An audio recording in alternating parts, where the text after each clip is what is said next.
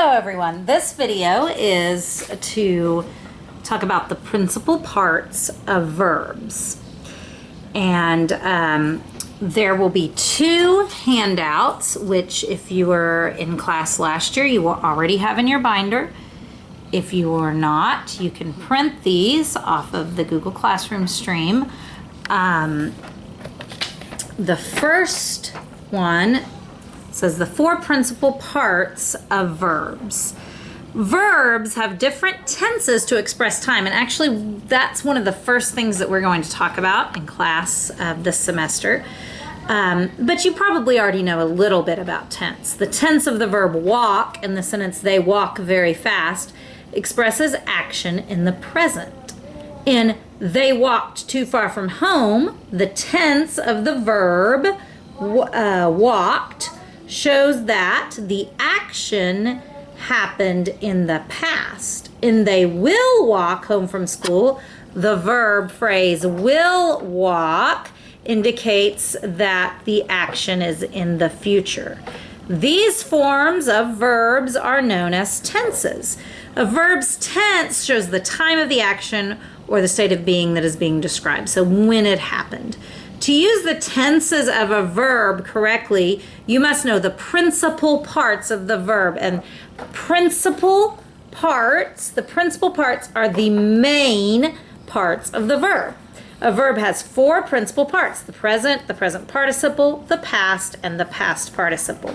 The present, let's look at walk, for example. The present form of walk is walk.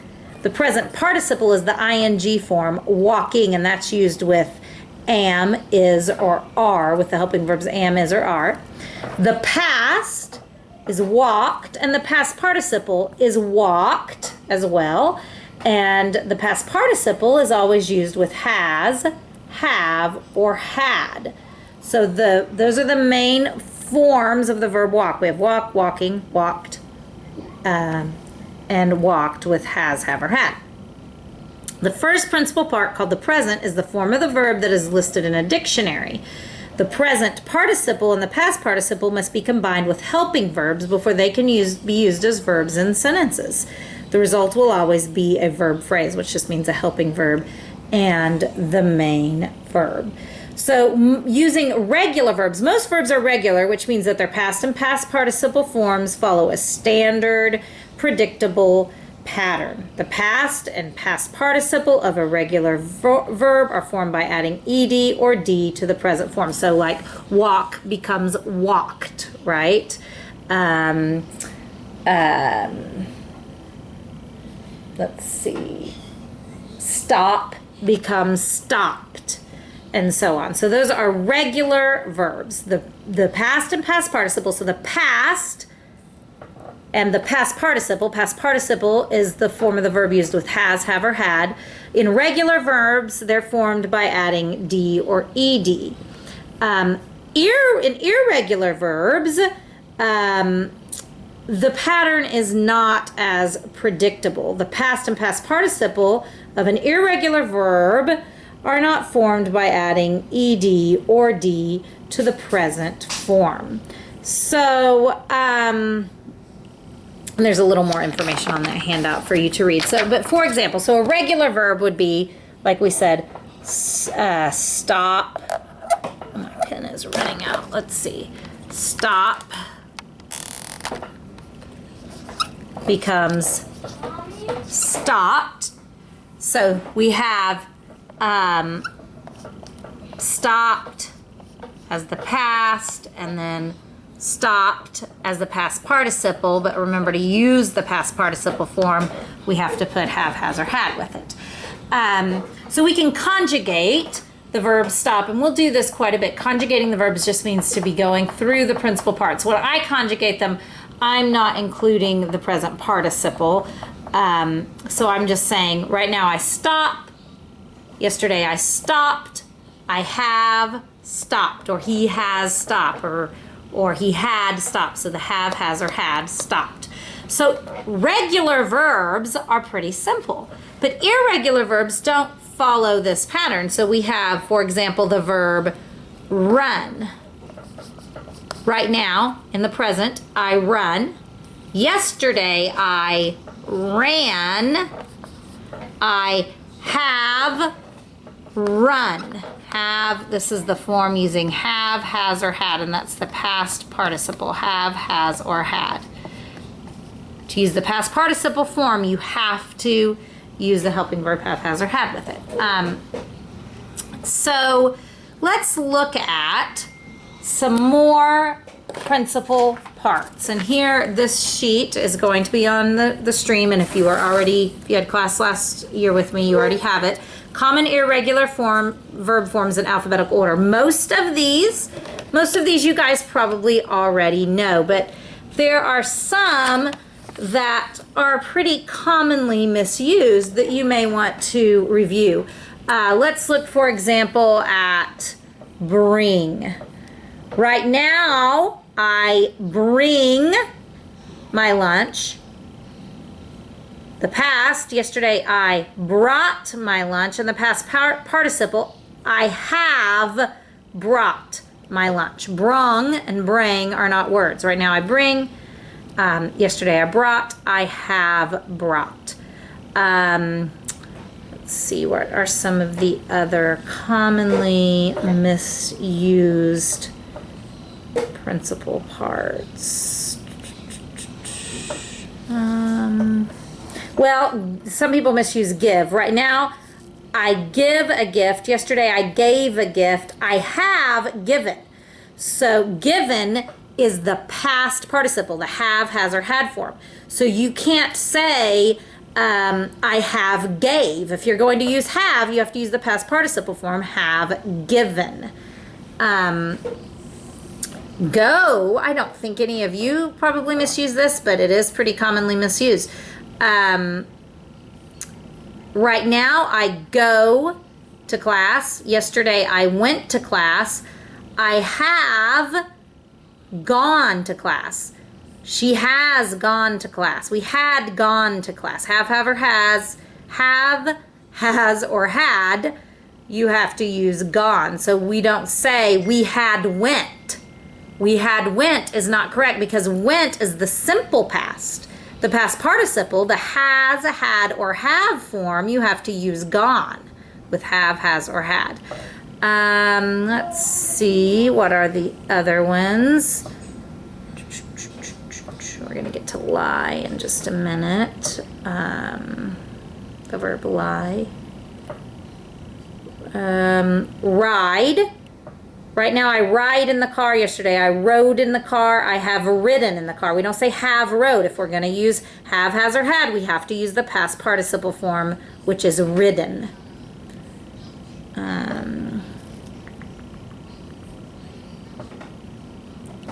Let's see here. Sing. Right now, I sing a song. Yesterday, I sang a song. I have sung a song. We don't say I sung a song without had, has, or have. Sung is the past participle form. We have to use those helping verbs with sung. And we don't say have sang because sang is the simple past. We don't use the helping verbs had, has, or have with sang. Right now the boat sinks. Yesterday the boat sank. The boat has sunk.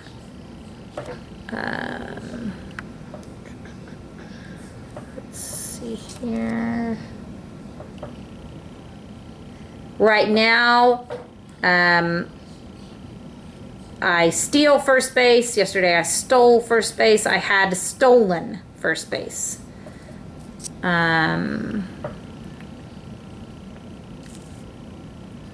Swim. Right now I swim. Yesterday I swam. I have swum. Have swum.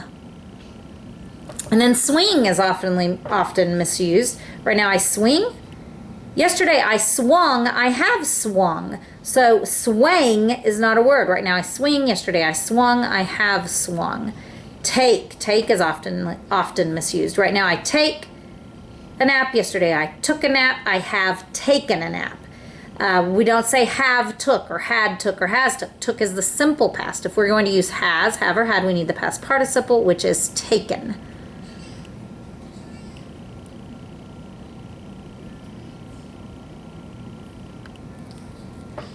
All right, so I want to go over with you a set of words in which the principal parts are very commonly misused. And those words are lie. And if you are new to class this year, why don't you pause the video, and if you're not new and you just need the review, why don't you pause the video and get a sheet of notebook paper and take some notes on this, please. Okay, so some words in which the principal parts are commonly misused. We're going to start with lie and lay. And you've seen these on your editing exercise. On error 5 is a principal part error, and then error 6 says wrong form of lie, lay, sit, set, rise, raise. And those are really principal part errors too. So if there's an error in lie or lay and you put a number 5 principal part error, that would actually be correct. I just added error 6 to make you really aware of these particular verbs because they are so commonly misused. So we have lie and we have lay. So let's talk about lie first. The present form of lie. Lie means to rest, and please write this down if you were not in class last year or if you need a review. To rest or recline. Lie is to rest or recline. That is the definition of the verb lie. To lie is to rest or recline, and not like to lie, like to tell a lie. That's actually spelled the same, but this lie that I'm talking about is to rest or recline. And then we have the present form of lay, which means to put or place. The verb lay means to put or place. So we can say, right now, I lie in bed. Right now, I lay the book on the table. To put or place. Lay, to put or place. So now what gets confusing is there's some crossover in the principal parts of these verbs. So we have right now, I lie is the present.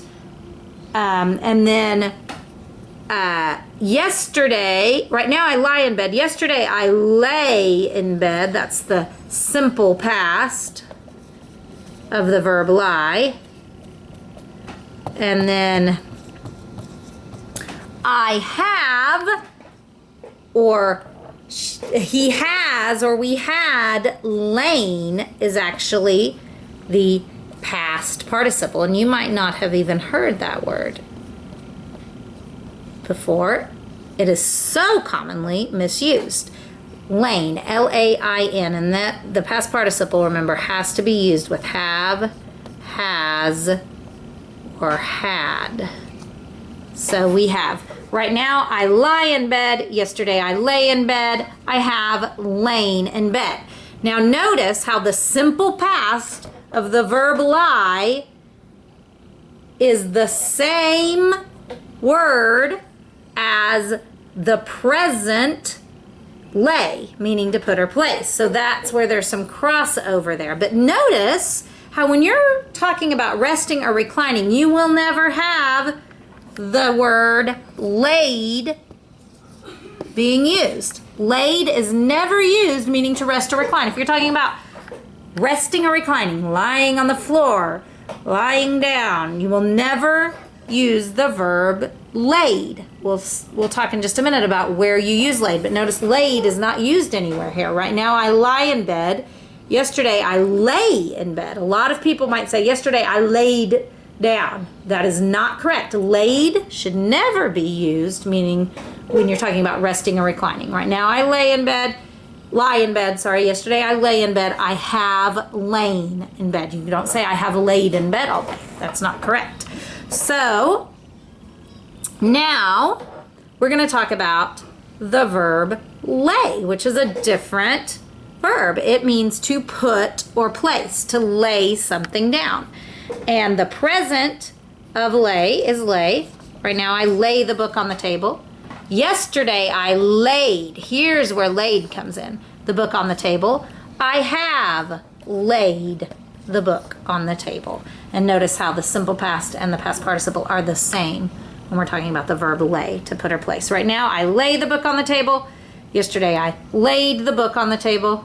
I have laid the book on the table. All right, so just the only crossover really is that the simple past of the verb lie is lay, and the present of the verb lay is lay, meaning to put or place. So you'll get that as we do more editing exercises. Those will start to be more obvious to you. But the biggest thing is laid is never used when you're talking about resting and reclining. And you may have to learn a new word if you haven't heard it before. Lain, have, has, or had, lain, L-A-I-N. Okay, so another one that can be tricky is sit and set. This is probably a little bit easier for you though. So sit also means to rest, right? While set means to put or place again. To put or place. Sit means to rest, set means to put or place. So we have right now, I sit is the present. Yesterday I sat in the chair. I have or has or had sat. So we have right now I sit. Yesterday I sat in the chair. I have sat in the chair. And then set is really pretty easy because it's right now I set the book down. Yesterday I set the book down, and I have, or she has, or we had set the book down. So it's set all the way across. Right now I set the book down in the present. Yesterday I set the book down in the simple past. I have, has, or had set the book down and as the past participle. So that is sit and set. Try to back up a little bit so you can see that, so you can take notes on that.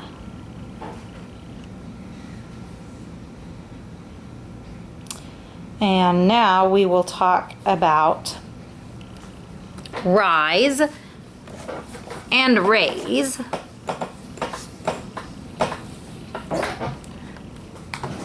The verb rise means to go up. To go up. Balloon rises in the air. Rise means to go up. Raise means to cause something to go up or to make something go up.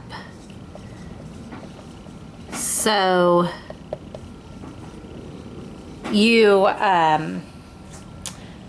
a balloon rises, right? But I could, with my hands, raise the balloon. A curtain rises. We might say the curtain is rising, or we might say I am raising the curtain.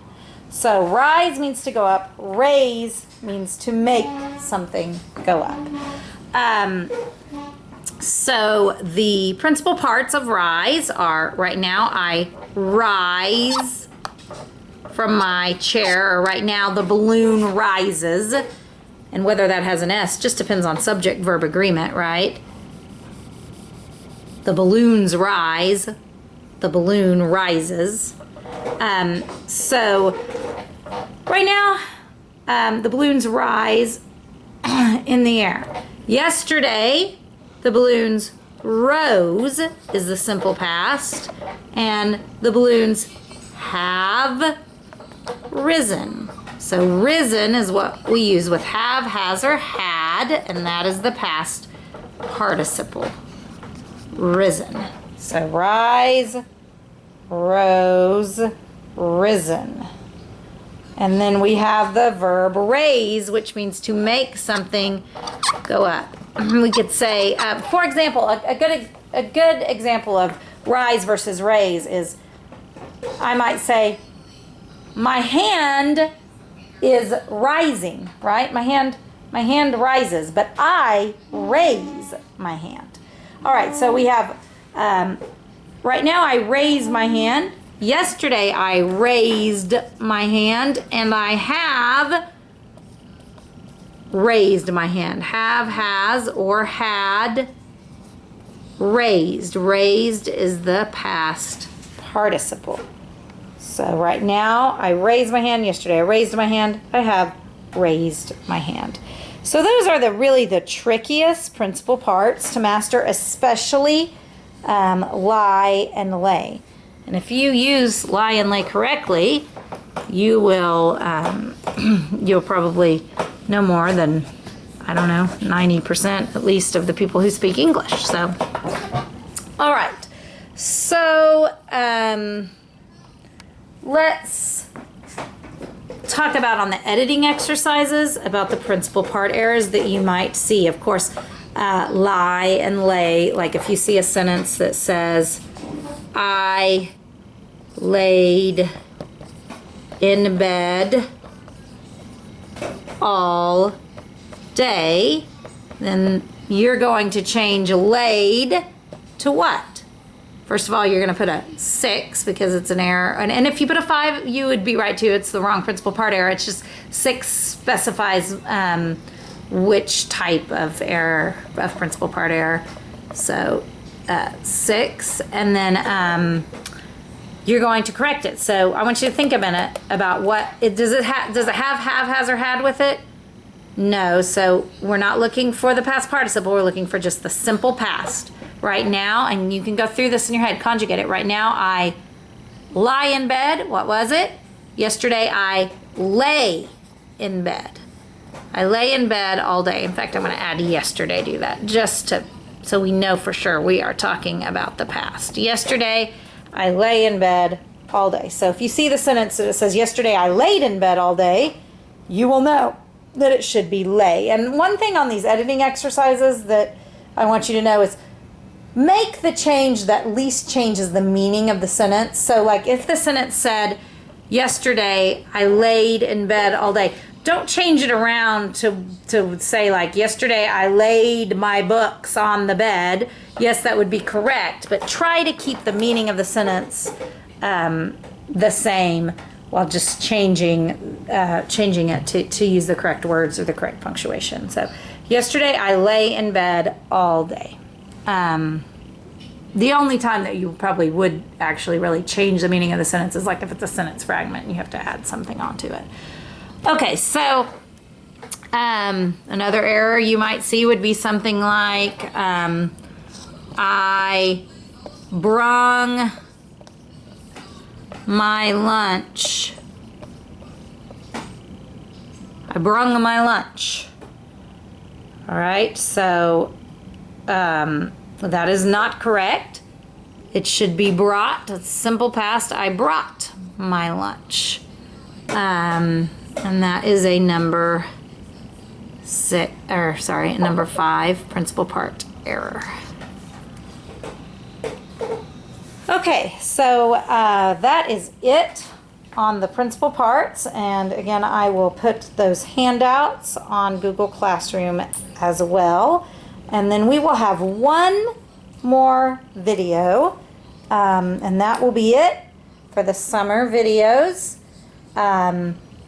After that video, there will be another editing exercise. So by the end of the weekend, you will have 6 editing exercises and 6 videos that you should have watched. And these editing exercises,